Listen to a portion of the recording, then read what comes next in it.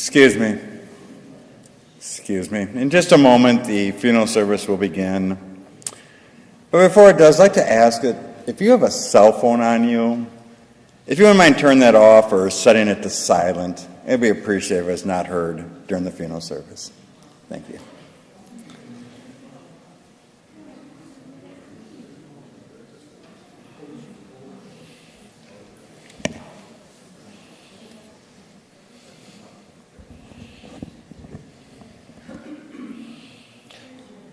Our rabbis taught that there are three crowns: the crown of Torah, the crown of priesthood, and the crown of royalty. But they emphasized that the crown of a good name excels them all. And the book of Ecclesiastes says, Tov Shem Mishem Tov, a good name is to be treasured above precious oil. Wealth and health, even life passes away, but a good name lives forever. It's this view that the Talmud teaches monuments need not be erected for the righteous. Their deeds are their memorials. Well, Irving Brotslaw will be remembered and revered for the kindness that he has shown, for the love that he has given, for the justice that he pursued, for the family that he nurtured. For Irv is a shining example of what it means to be a mensch. And so we are going to begin our service with the 121st Psalm. It's a psalm that bids us to look up to the mountains, for Irv was a source of uplift to his family and to his friends, and his goodness will be a permanent marker in their lives, not unlike the lofty peaks of the highest heights. Esai el heharim Me'ayin yavo Ezri me'im Adonai Osei shamayim va'aretz. Let's read responsively. I lift up my eyes to the mountains. What is the source of my help? My help will come from Adonai, maker of heaven and earth. Al yitain lamot raglecha yanum shomrecha. God will not let your foot give way. Your guardian will not slumber. Hine lo yanum velo yishan shomer Yisrael. Adonai shomrecha, Adonai tzilcha al yad yaminecha. Behold, the guardian of Israel neither slumbers nor sleeps. The Eternal is your keeper. Adonai is your shade at your right hand. Yomam hashemesh lo yakeka v'reach balayla. Adonai yishmorcha mikora yishmor et nafshecha. Adonai yishmor tzed'echa uvuecha me'ata ve'ad olam. The sun shall not harm you by day, nor the moon at night. God will guard you from all harm. God will protect your being, now and forever.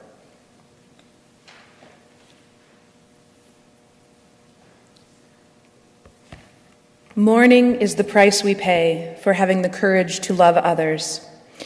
Even in grief, we know that the wonder of human life is too complex and too magnificent to be memorialized in endless pain. The gifts of spirit our loved ones gave us cannot be measured or weighed, nor can they be lost or even tarnished by time. Even in our darkest hours, we know that some of Irv's light and his warmth will always be with us, bringing comfort and courage, and in the fullness of time, healing and peace. Death has summoned our beloved Irving Brotslaw for his love, which united us in life and which death cannot sever, for his companionship, which we shared along life's path and which still continues through the tenderness of memory, for the gifts of his heart and mind, which brought us joy and happiness and now have become a precious heritage of the Spirit. For all these and more, we are thankful. At this time, it is my honor to call up Lara Brotslaw to lead us in the 23rd Psalm.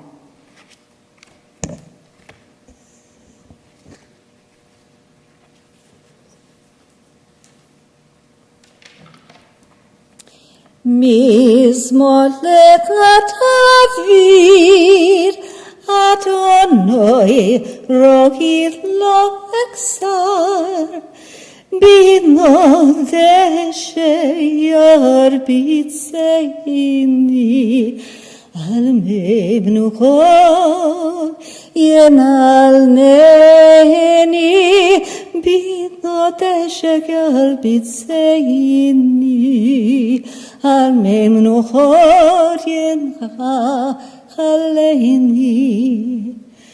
נפשי ושופט יחמני מלא שדה, למען שמו גם כי אלק בגזל מוות, למען שמו גם כי אלק בגזל מוות.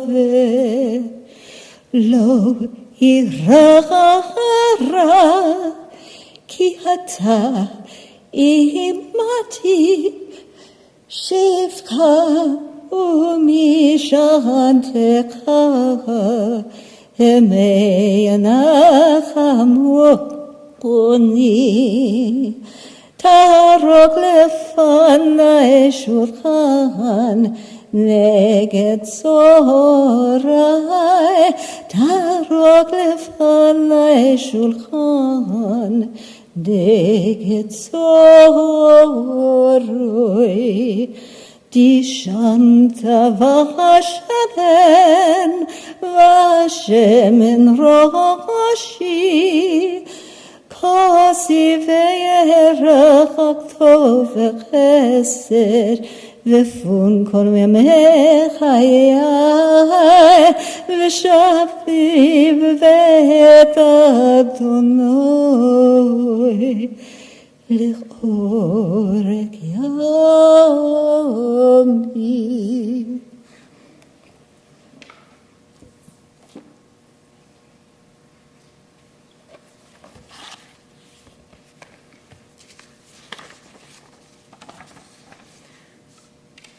We read together the English translation of the psalm. Eternal One, you are my shepherd, I shall not want. You make me lie down in green pastures. You lead me beside still waters. You restore my soul. You guide me in paths of righteousness for your name's sake. Even when I walk through the valley of the shadow of death, I will fear no evil, for you are with me. With rod and staff, you comfort me. You prepare a table before me in the presence of my enemies. You have anointed my head with oil. My cup is overflowing. Surely goodness and mercy shall follow me all the days of my life, and I shall dwell in your house forever. Birth is a beginning and death a destination, but life is a journey, a going, a growing from stage to stage, from childhood to maturity and youth to old age, from innocence to awareness and ignorance to knowing, from foolishness to discretion and then perhaps to wisdom, from weakness to strength or strength to weakness and often back again, from offense to forgiveness, from loneliness to love, from joy to gratitude, from pain to compassion, from grief to understanding, from fear to faith, from defeat to defeat to defeat, until looking backward or ahead, we see that victory lies not at some high place along the way, but in having made the journey, stage by stage, a sacred pilgrimage. Birth is a beginning and death a destination, but life is a journey, a sacred pilgrimage made stage by stage to life everlasting.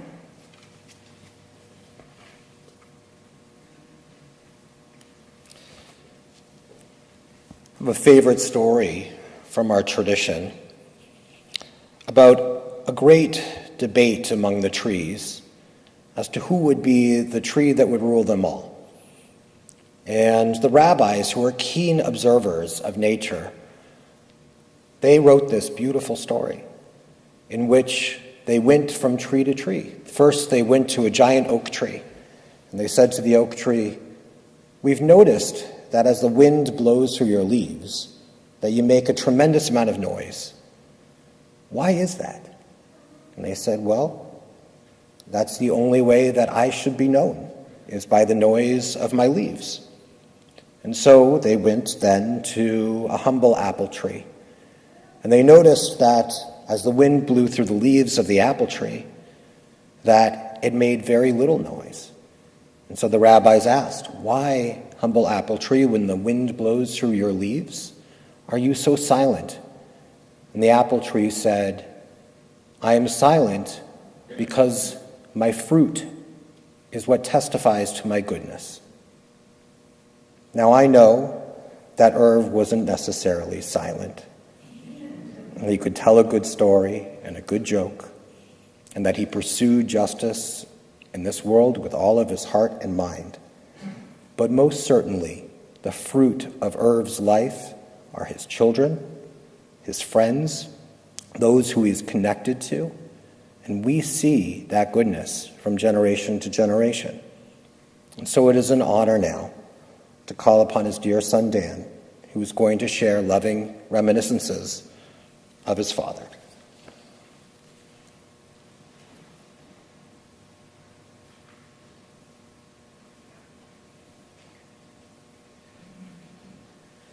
I've had a lot of time to think about this. I tried many times to put words on paper.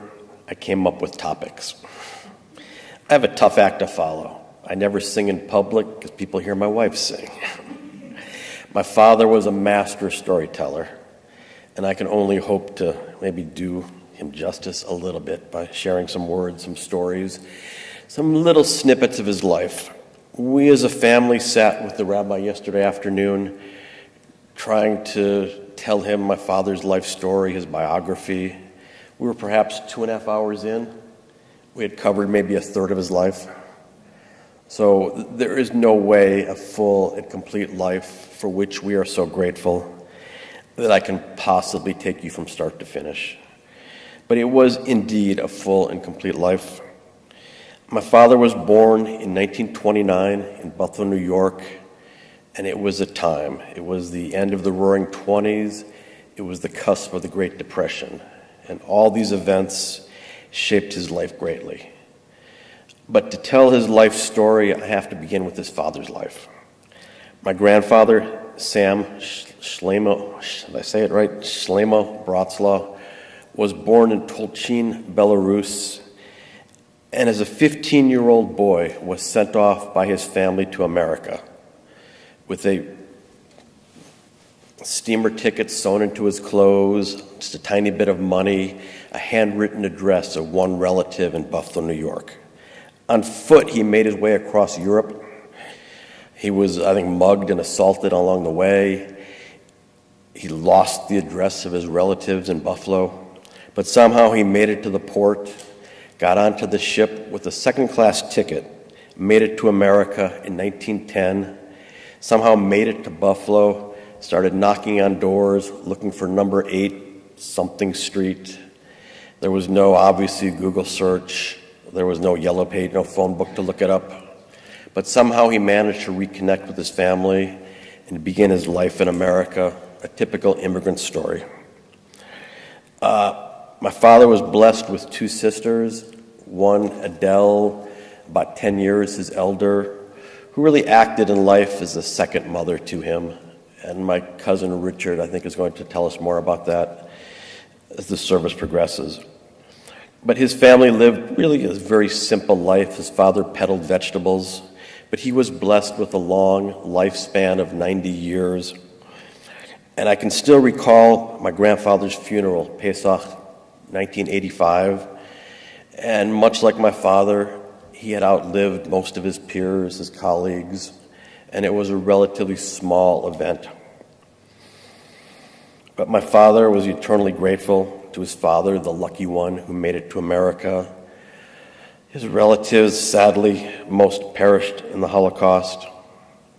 And that had a very traumatic impact on my father in his life.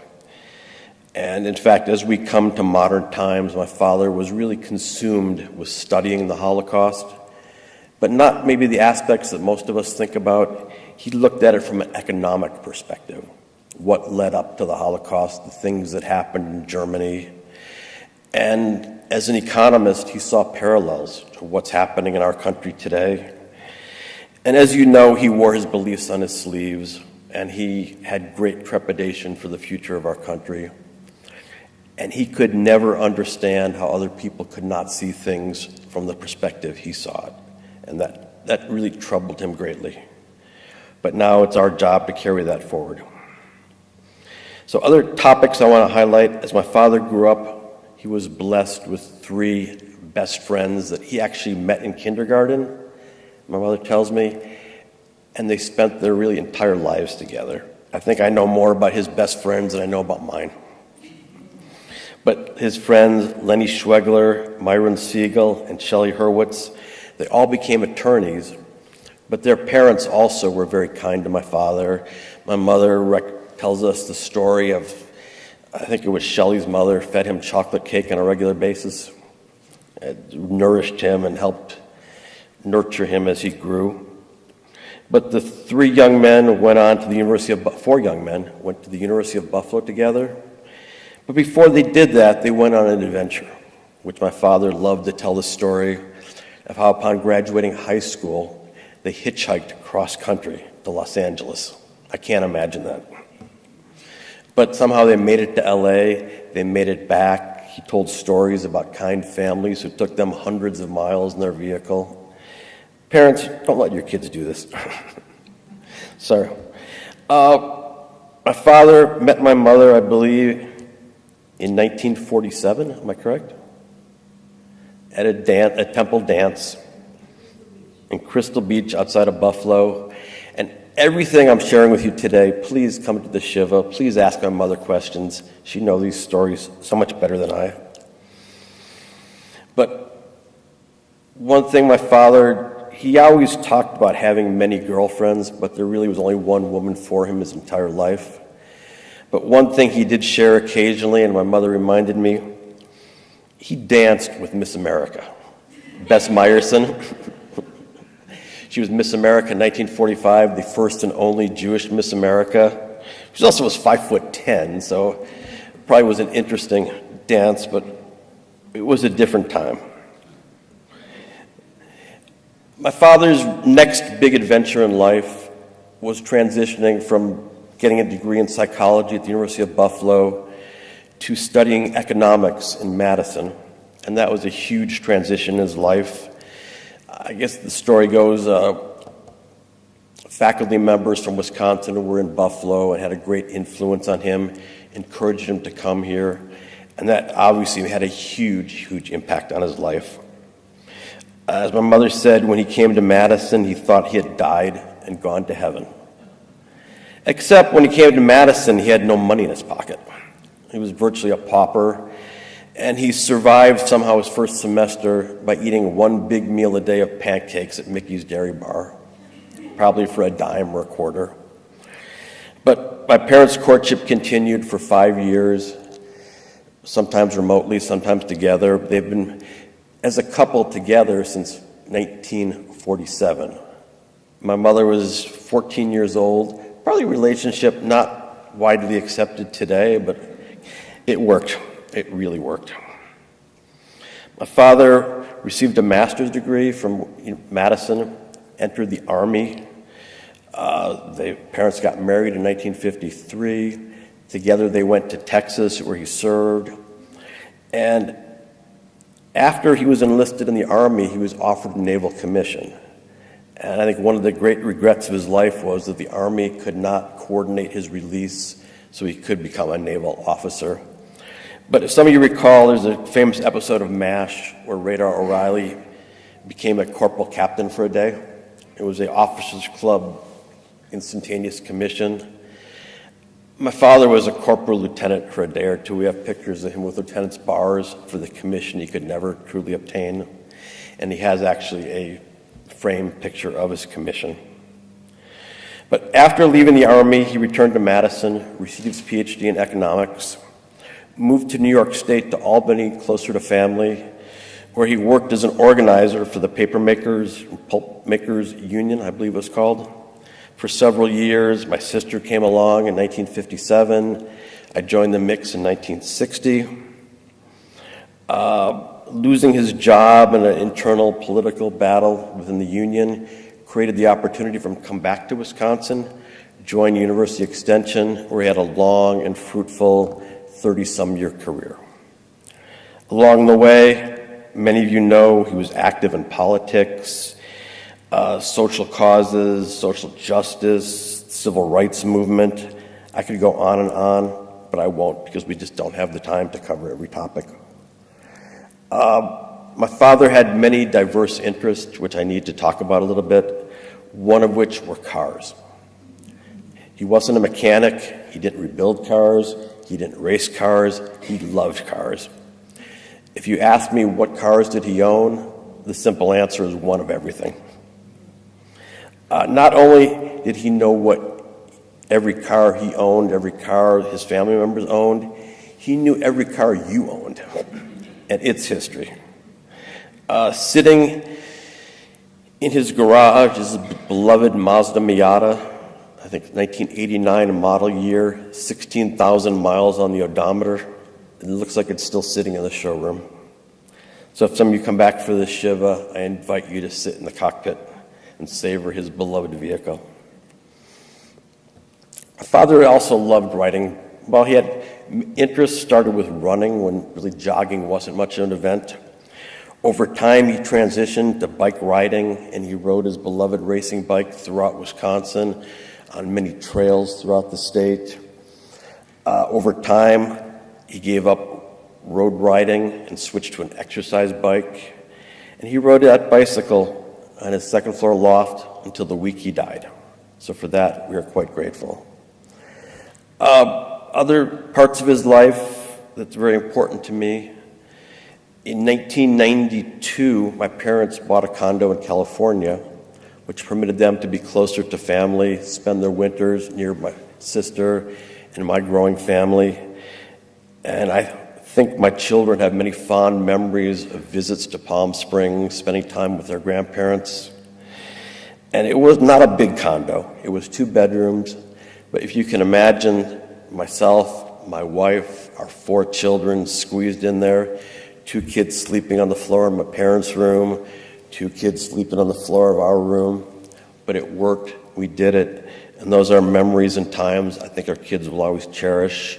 Spending time with Grandpa, playing cards, learning about baseball, just being grandparents.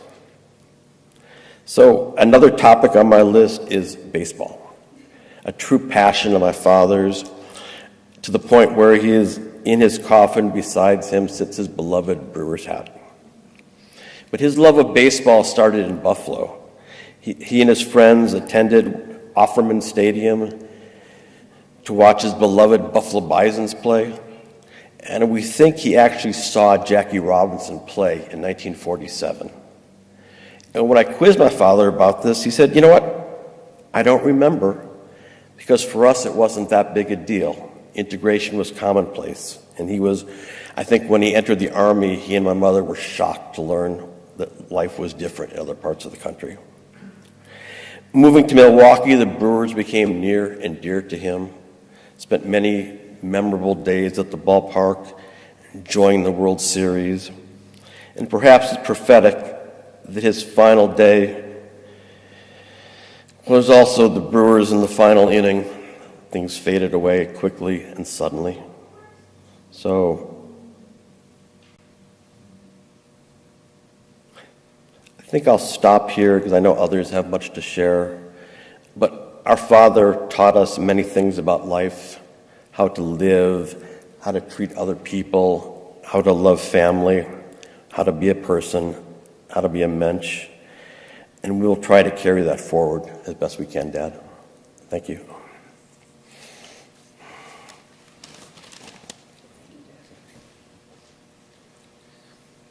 Thank you, Dan, for those beautiful reminiscences.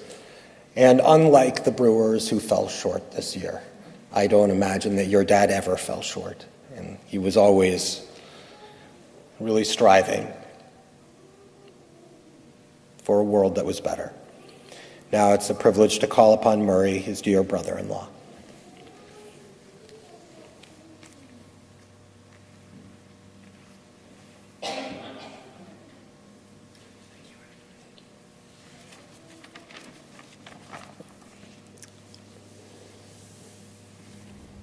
Elaine, Amy, Bruce, Dan, Lara, grandchildren, my heart goes out to all of you today for this great loss.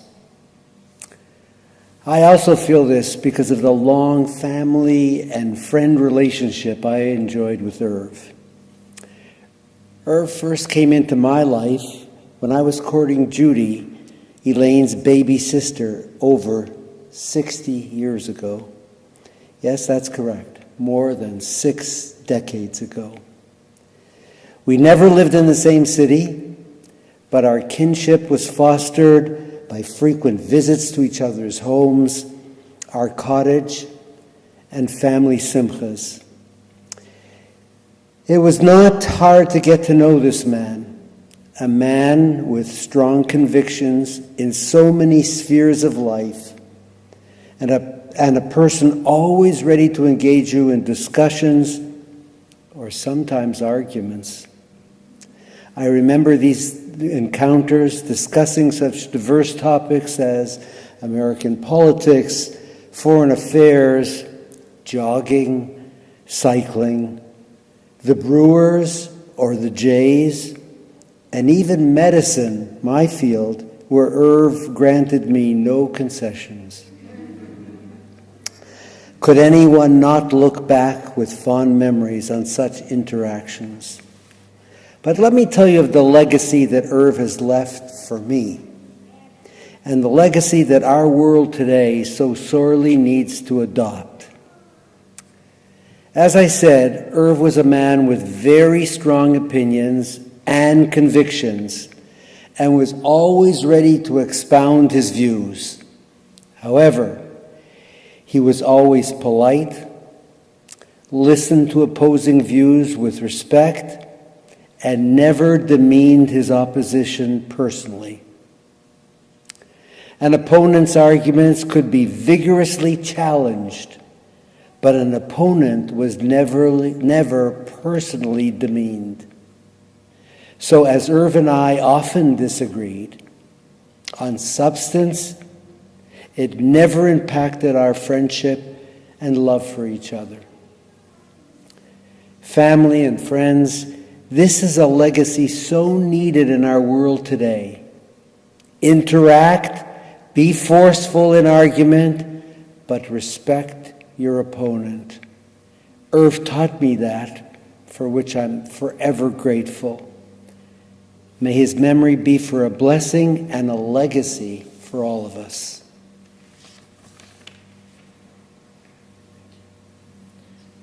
Thank you, Murray.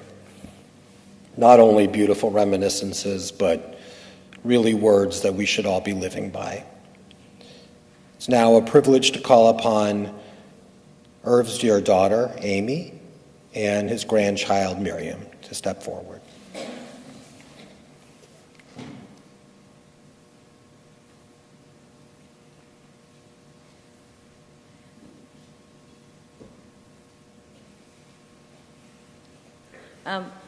We have a few things to say about things that my father and Mo's grandfather taught us. My father taught us to fight passionately for the things that you believe in. He taught us how to tell a joke, how to tell a story, and how to seamlessly combine the two. And his legacy of that lives on with this one. To value your family. To never pick for pears in gin rummy. How to walk a picket line. To sing all 3 verses of Solidarity Forever, which leads to your daughter having a copy of the IWW songbook sitting on the shelf, ready to send to his granddaughter when she's walking a picket line a week into her new job, and an IWW t-shirt representing here. Oh, I forgot Eugene. Eugene Debs is down there. One of my father's few possessions that he inherited from his father is a little statuette of Eugene Debs. He taught us the proper way to eat a Miami rib and chew the bones. If you don't drink enough water when you ride your bikes to Port Washington, you might pass out. He taught us to never gossip in public, and that if you're going to do it, you have to check behind you. And sometimes you need to get up early to accompany George McGovern to the plant gate, or get out in the street and make some noise, or knock on doors, or make phone calls, or just do something. This has left me with the lifelong habit of watching both political conventions gavel to gavel on C-SPAN, so there's no commentary.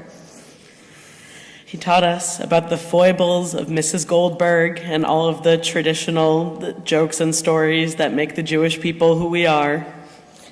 That he was right, cherry pie is better than a French cherry tart, and I'm happy to have baked him one for his last birthday. It's possible to attend the Brewers opening day and the second Passover Seder on the same day when it's 30 degrees out, and it's even better if you've done that with your dear friends Phil and David Lehrman of blessed memory. And it's not easy to live with debilitating pain, and it's okay to be cranky about it sometimes, but it's so much better when your loving wife devotes herself to meeting your needs and keeping you alive with care and food and love that knew no bounds.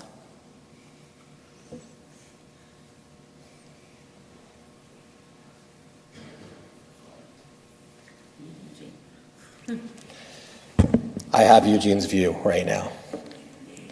And it's a real privilege to call forward Richard, his dear nephew, to share some reminiscences of the family.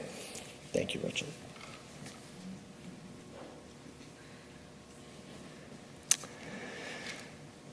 So I'm Richard Grinstein, one of Irving's nephews. I want to start by telling you something that Irving told me just a couple of weeks ago. I was complimenting him on his wonderful way of speaking to the public, which everybody else has commented on as well.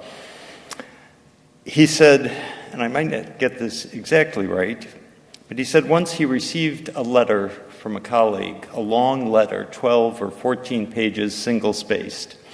The last line of the letter was, "I'm sorry to have written such a long letter. I didn't have time to write a short one."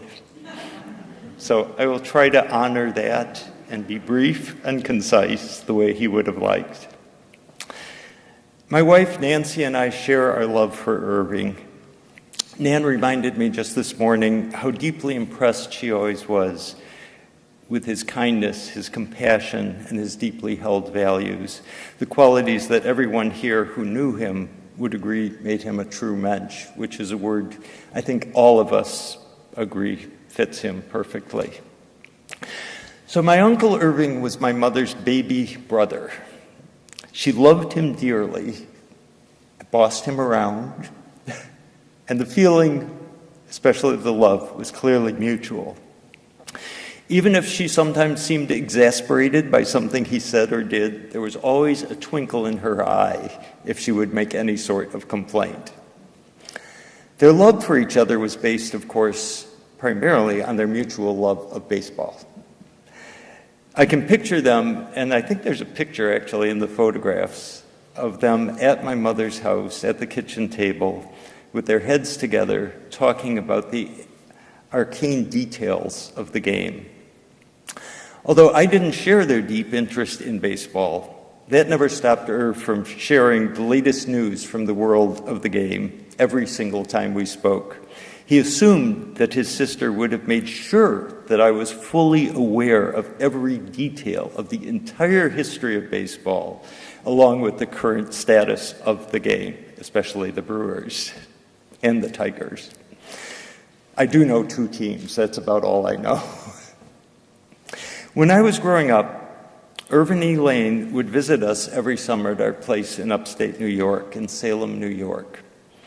And I remember the excitement of waiting to hear their car come down the road We were at the end of a long dirt road, so if we heard a car, it meant that it was them on their way. Seeing the hugs and greetings when they arrived was a huge part, a high point of my summers, as it meant happily watching Irv and my mom kibitzing all evening long, telling stories, happily discussing politics, and solving the world's problems.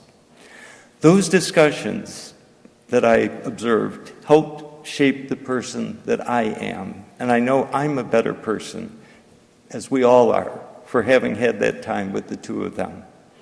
Irving was the best uncle a person could possibly want. Like all of us, Nancy and I will miss him deeply, but he will always be in our hearts, right next to my mom.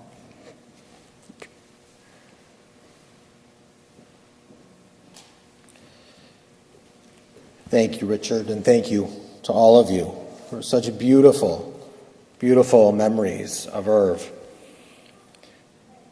Now, Amy shared with me yesterday that the biblical injunction, the Torah-itic injunction, tzedek, tzedek tir dov, justice, justice shall you pursue, was instilled in her by her father with such passion that it became the inspiration for her ketubah. I can understand why. Because the ketubah is a document that speaks the nature of our most meaningful and loving relationships. And its placement in your ketubah, based on Irv's example, is a beautiful reflection of his values and what he stood for. And this verse is a teaching on the nature of justice. The repetition of the word tzedek has been interpreted by sages and scholars throughout the ages as a call to pursue justice with a sense of urgency. It teaches us to fight for justice in just ways. It calls us to seek justice not only for ourselves but for others. For what is just for you must be just for me, and what is just for me must be just for you. Irv's life was a true embodiment of that pursuit. He didn't just believe in justice, he pursued it with passion and dedication at every stage. He understood that justice is not achieved in a single act, nor is it a destination, as the poem that we just read shared. Rather, it is a continuous journey. And that's why throughout his life, Irv stood on the front lines, whether it was the picket lines, in the political arena, or within his community, actively seeking to dismantle the inequalities and fight for the rights of all people. He understood that justice, by its nature, demands constant effort and action, and his role as a leader in the labor movement and in his devotion to civil rights, that exemplified this ethical approach. In every endeavor, he sought to uplift others and empower them to stand up for their own rights. In our tradition, the concept of tikkun olam, or repairing the world, is a sacred responsibility, and Irv took this responsibility to heart, dedicating his life to tikkun, to healing the fractures in society, and striving to make the world a better place, addressing the social injustices that plagued the world. And as you heard, he worked with civic organizations like the ACLU to safeguard civil liberties. He served on commissions that sought to address unemployment and inequality. Always mindful of the most vulnerable members of society, he didn't wait for others to take the lead. Instead, he ran. He ran for public office, championing school integration, promoting equal opportunity. For Irv, tikkun olam was more than a concept. It was his life's work. Each act helped build towards a better world for everyone. And in his retirement, even when age slowed his physical steps, his spirit remained active. He continued to advocate for labor rights as an arbitrator, defending the rights of workers. He also watched as state policies eroded the very unions he had helped build. And as he witnessed that erosion of many of the causes that he championed, his passion didn't wane. He continued to stay informed, to counsel others, to engage in the thoughtful discussions that is so emblematic of him on how to continue the work of repair in a changing world. And I imagine And it was a world he wanted to repair for his dear family, for they were most precious to him. And so we link our hearts to Elaine, Amy, and Bruce, and Dan, and Laura, and to his dear grandchildren, Miriam, Avi, and Rivka, Rebecca and Mitch, Shlomo, Eva, and Andrea, and Irv had the privilege of knowing and loving his great-grandchildren, Maya, Talia, and I know that he delighted in the birth of Benjamin. But we especially extend our hearts to you, Elaine. 71 years of marriage, beginning from those early days at Crystal Beach, when your friendship blossomed into a lifelong partnership. In those days, your home became a haven for Irv, a place of respite, sustenance, and joy.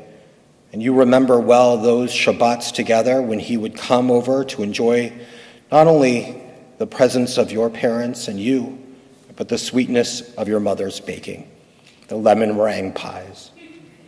It's meaningful that you and Irv were married on Lag BaOmer, a day which celebrates the resilience and triumph of light amid darkness, a day of joy and a bond that endures any challenge. That same spirit of life or in light defined your marriage as you built a life together filled with love. And together you and Irv lived and traveled the world from Buffalo to Las Vegas, from Hawaii to California, journeys to France, England, and Israel and beyond. There were beautiful and quiet moments too, when he would joyously announce, Elaine the fair, Elaine the lovable, Elaine the lily. When you were married, it's likely that the rabbi recited the Sheva Brachot with the words, Re'im Ahuvim, beloved companions, beloved friends. You two certainly were that to each other. How blessed you both were to not only witness your children's lives unfold, but to watch your grandchildren and even great-grandchildren play at your feet, all living with the values that you both held dear. Elaine, the devotion you showed Irv was a testament to your enduring love, and the devotion that he showed you a testament to his. You truly were his greatest love. And to Irv's children and grandchildren and great-grandchildren, Irv cared deeply about each of you. He was there at your joyous moments, including just 2 weeks ago celebrating Eva and Andrea and the family at their wedding. He taught you so much, how to play gin rummy, how to tell a good story, how to deliver the perfect punchline for a joke. He carried the history of your family, and through his example, he taught you to stand up for what he believed in. And now all of you represent his greatest legacy on this earth. I know that you will continue to share his stories, even his jokes, instilling the values that he held dear in the generations to come. His love, his laughter, and his pursuit of justice live on in you. That Irv passed on Rosh Hashanah at the turning of the year holds special significance in our tradition. It's said that those who pass during this sacred time are tzaddikim, righteous individuals. That word, tzaddik, righteous, shares the same root as tzedek, justice. It signifies one who follows a straight path, a direct route through the complexities and moral challenges of life. And Irv did just that. His life was a direct path that countered the crooked and fractured nature of this world. And in every step, Irv walked a straight path that sought to mend what was broken, to uplift those who were marginalized, and to right the injustices he encountered. His life was a steady line drawn through the heart of the world's complexities, always aimed towards repair and compassion. But truly, his family is his greatest legacy in this world. For in every one of you, his spirit endures. His love remains, and his teachings live on. As you share his stories and continue his work of tikkun, Irv's memory will be woven into the very fabric of your lives. It will be placed like a talit over your shoulders to warm you and to inspire you. May his memory inspire all to walk a path guided by the same clarity and purpose and love that shaped his life. Yehi zichronah livracha. May the name and memory of Irv Brotslaw therefore abide among us as an eternal blessing. And may the source of peace send peace and comfort to all who mourn among us. And let us say, Amen. Adonai natan v'Adonai lekach v'hi shem Adonai mevorach. God has given, God has taken away. Blessed be the name of God. Please take a moment of silence as we remember Irv.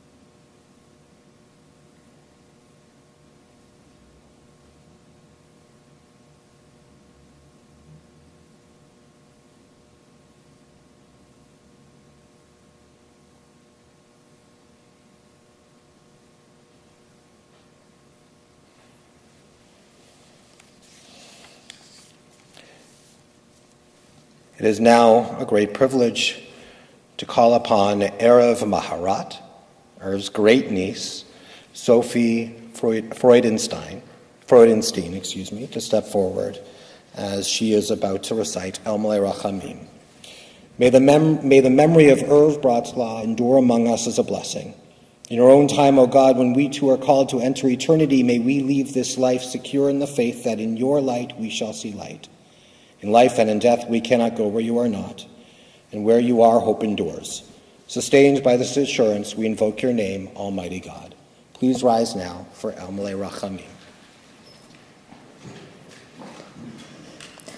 El Malei Rachamim shochen b'amromim hametzeh menucha nechona tachat kanfei hashchina im kedoshim utehorim kezor harakia mazhirim et nishmat Yitzchak ben Shlomo v'chaya shehalach le'olamo Baal harachamim yastireu b'seter knafav le'olamim v'yitzor b'tzor hachayim et nishmato Adonai hu nachlato v'yanuach b'shalom al mishkavo v'nomar Amen. Compassionate God, eternal Spirit of the universe, grant perfect rest in your sheltering presence to Irv Brotslaw, who has entered eternity. O God of mercy, let him find refuge in the shadow of your wings, and let his soul be bound up in the bond of everlasting life. God is his inheritance. May he rest in peace, and let us say, Amen.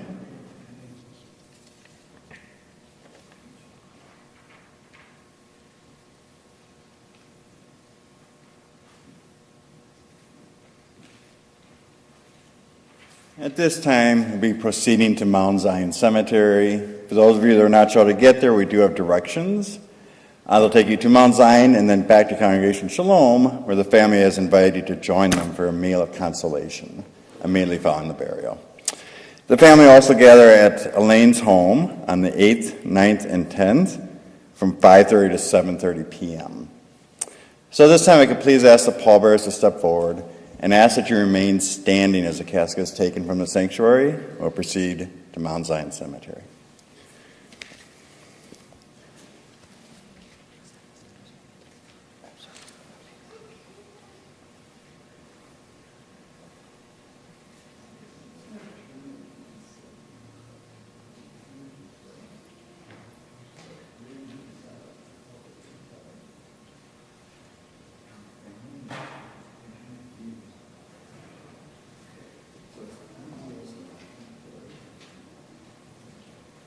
For the